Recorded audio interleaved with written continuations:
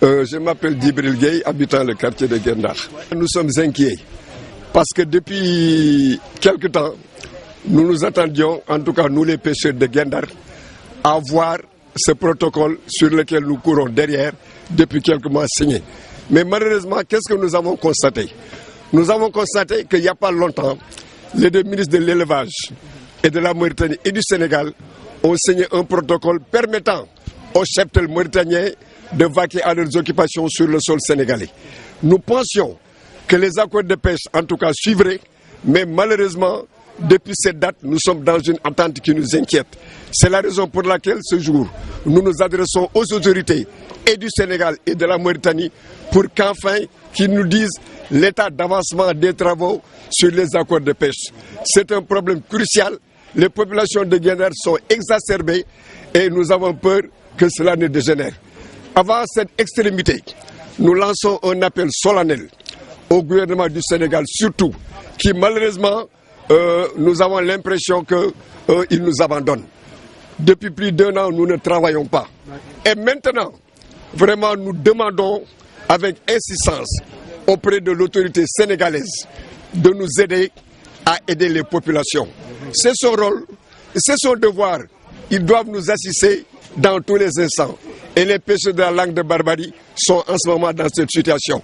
Les accords de pêche entre le Sénégal et la Mauritanie, nous ne comprenons vraiment pas pourquoi ils ne sont pas signés. C'est le blackout total. Donc il faut éclairer notre lanterne. Nous sommes... Les chameaux. Dibag, les pêcheurs ne peuvent pas accéder en terre mauritanienne. Mais c'est la grande contradiction, comme j'ai dit tantôt. Les accords sur les animaux ont été signés depuis belle lurette. Mais les accords sur la pêche ne le sont pas. Mais pourquoi? Pourquoi? C'est la question que nous nous posons. Nous voulons être édifiés et édifiés dans le vrai sens du terme. Donc, autorités sénégalaises, autorités mauritaniennes, les populations de la langue de Barbarie vous interpellent et vous demandent avec insistance de nous éclairer sur cette situation. Nous avons attendu et vraiment l'attente commence à être vraiment pesante. Donc, aidez-nous. Surtout, nous nous adressons aux autorités de ce Sénégal. Le président Macky Sall, en l'occurrence. Je ne parle pas du Premier ministre, je ne parle pas du ministre de la Pêche, je parle à l'autorité centrale, en l'occurrence le chef de l'État. Nous nous adressons à vous de façon solennelle. Éclairez notre lanterne, mais sinon les populations de la langue de Barbarie, en tout cas, ne veulent pas aller à l'extrémité, mais en tout cas, vous risquez de les pousser vers cette situation que, honnêtement, nous ne voulons pas. Mon nom est Ousmane Sen. Nekk président des pêcheurs de Saint-Louis jiite seen tournante yi fii si Ndar ñu nekkoon benn délégation boo xam ni ñun leen jëloon jiital nu si maanaam lépp lu ñuy dox si wàllu napp gi waaw si diggante accord de pêche ak licence de pêche bi nga xam ni maanaam diggante ñaari état yi dañ ko seqoon ba depuis bi ñu siy dox boobaak léegi mois de février même bi président ñëwee si jamono bi ñu jamee Fallou Sall mu jógoon dem Mauritanie mook Abdoul Aziz dañu taxawoon dans les médias ñu wax ni au plus tard le 31 mars daanu signé accord de pêche foofu nag li ma si jàngat mooy depuis booba ak léegi ñun booba ba ñu demee ak léegi ñëw ñoo ngi toog di déglu rek amuñu benn information boo xam ne bii mën nañ ko teg si loxo population bi nga xam ne ñoo nekk Saint-Louis ndax 31 mars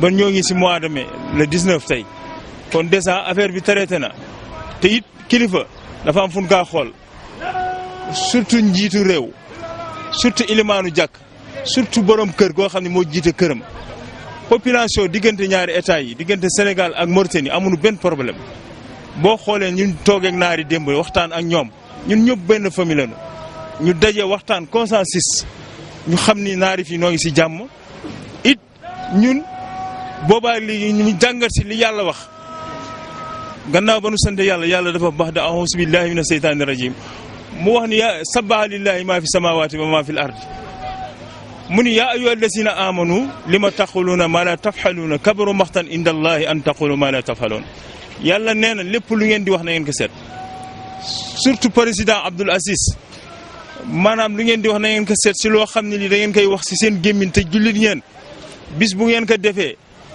bis bu ngeen ko waxee te defu leen ko meru yàlla dana wàcc seen kaw kon nag yooyu ay julli leen ñun war nañ ko mën moytu liñ si jàngan mooy dem nañu it état bi am na foo xam ne ñun war nañu mën sauvegarder 2 ans ñoo ngi teg liggéeyunu jafe-jafe metti na ñoo ngi sifri loo xam ni mën nu ko xam rey nañ fi Baara Gueye rey fi Fallou Sall boobaak léegi gaal yi ñoo ngi leen di jàpp ñoo ngi leen di arrosé te it foofu ñuy dugg waruñu fi dugg déjà kon li ko waral mooy traîner bi ak dig bi dafa yàgg kon président noo ngi lay jox appel yow président de la république Macky Sall ak Abdoul Aziz li ne ci mbir mi ñun xamuñu ko ndax depuis 20 jours a ngi da ngay wut information doo ko am gisuloo ko la mën jox information kon déjà mbir mi am na lu si nekk loolu moo nu jaaxal dañu jaaxle moo tax ñu tey ñu génn si kanamu askan bi wax leen li xew ñu xam ne ñun liñ doon def yëpp def nañu suñu dabaar fii la day traîner na fi mu nekk nii te li ko traîner lañu bëgg a xam loolu lan la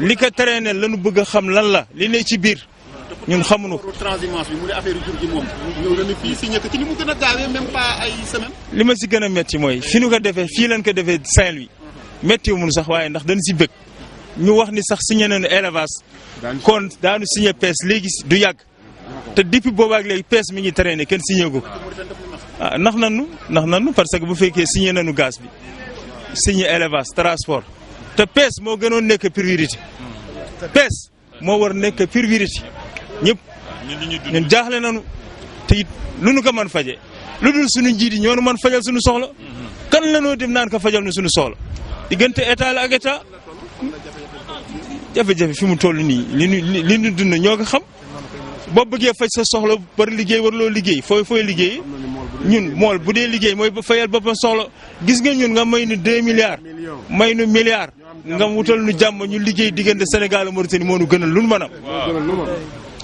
su bëggee ñu toog nekk si gannaawam population bi nag ñun ñi nekk suñu gannaaw mënuñu toog di ko wax te benn gaalu seen tournante gu nekk wala gaalu fele 100 personnes wala gaalu ngir 100 personnes mi ngi si gannaawam. wala li fi amoon di amaat nag. bala leneen di xaw comme ñoom ñoo nu jiite daanu génn wax ñi li xew bu ko defee ñu xam ne mbir mi bu ñëwee it du si ñun li ko tereeneel am na fu mu war jaar it am na lu ñu yaakaar ñun ñooy seen dimbal.